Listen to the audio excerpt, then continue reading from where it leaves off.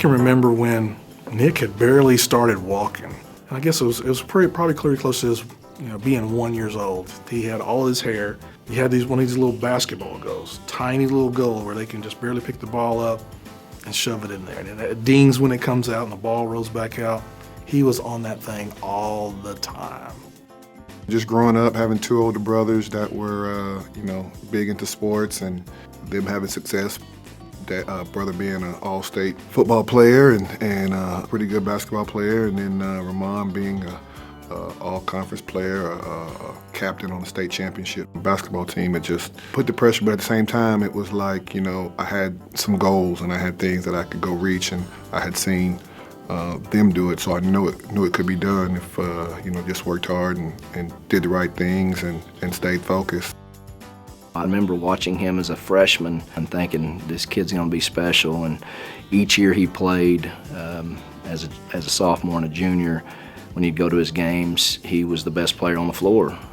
He was the best player on the floor, not just because he was scoring the basketball, but he was a great defender. He had active hands, and it was fun to watch.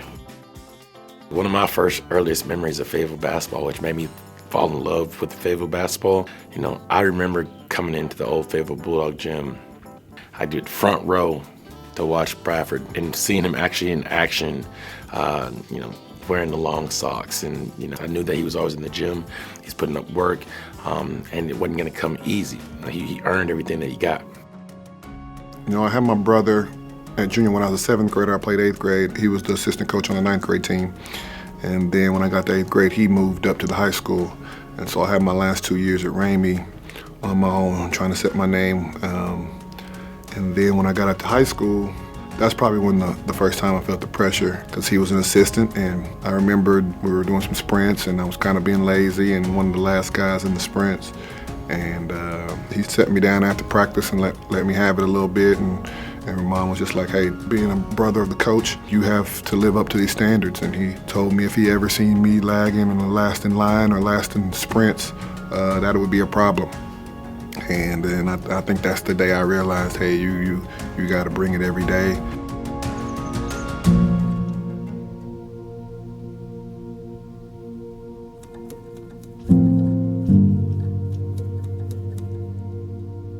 To lose him was tough.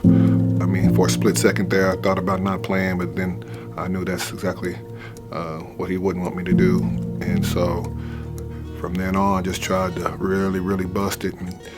Because I could see during my sophomore year before he passed how much he wanted me to play college and how excited he was for me to be recruited. So I just knew I had to finish the job once he was gone and get to the big-time basketball.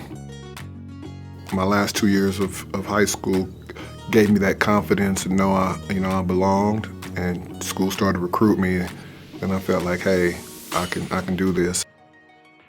To me, he's kind of like a Swiss Army knife. Swiss Army knife has a lot of gadgets in it. His talents were so above everybody else's. He was able to do so much on the court. And so his game in high school transitioned to Kansas as being the ultimate glue guy. It was a great choice for me because it wasn't too far away from home, but at the same time, close enough to where my family and friends could see me.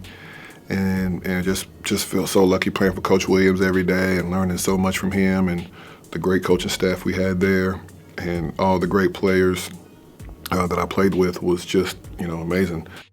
I remember sophomore year winning a Big 12 championship and us bowing to the crowd and showing the love that they had for us. And at that time, we had won 60-something games in a row at home, and it was just an incredible feat. Coming out of college, wasn't quite sure what I wanted to do. I did know I wanted to continue playing for a little bit. Got some opportunities to play in a new league, and that was in the ABA. So we're starting that up in 2001. We won an ABA championship, which was really, really cool. The first time playing professionally.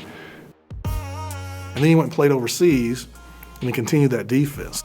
It was just a cool experience to travel throughout Europe and make some money and have fun and continue playing the game that I love.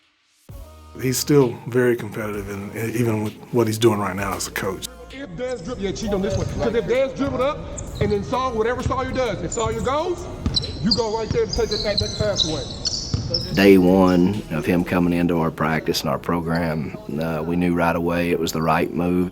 You know, we hit a home run with that because of his pride and his passion was coming out. And it didn't take long for our kids to understand that, hey, here's a guy on the wall, a Gatorade Player of the Year in a Fayetteville uniform, was a professional basketball player, played at Kansas, and then came back to Fayetteville to give back to them. And I think those kids really respect that and appreciate that. That he could have been anywhere in the country, but he chose Fayetteville High School where he grew up and played. He does the same exact thing for an elite Missouri Phenom program that's on the ladies EYBL Nike circuit. And obviously he's done well because the last 2 years, his team has gone over and won the Junior NBA championship both in the United States and in the world. I look back on my childhood, and one thing I was really coachable and tried to just soak in all the things that all my great coaches that I had. You know, I tell my guys now, when I'm teaching them and coaching out there on the floor, this is not Nick Bradford telling you what to do on the court. These are the Hall of Fame Roy Williams words and what he learned from Dean Smith, because everything he taught us, he would tell us, hey, this is Dean Smith and this is how Dean Smith did it. And so to kind of try to give that knowledge and pass that knowledge on to our young guys now, I try to tell them it's not me. I'm just trying to give you a little bit of what I was lucky enough to get throughout college playing for Coach Williams. And that you always got to keep learning in life, and all the things that we learn in basketball translates to life. I'm working with teammates, competing out there in the world, competing on the floor, and all those things you take from sports. That would be the biggest thing I would tell kids is just never stop learning.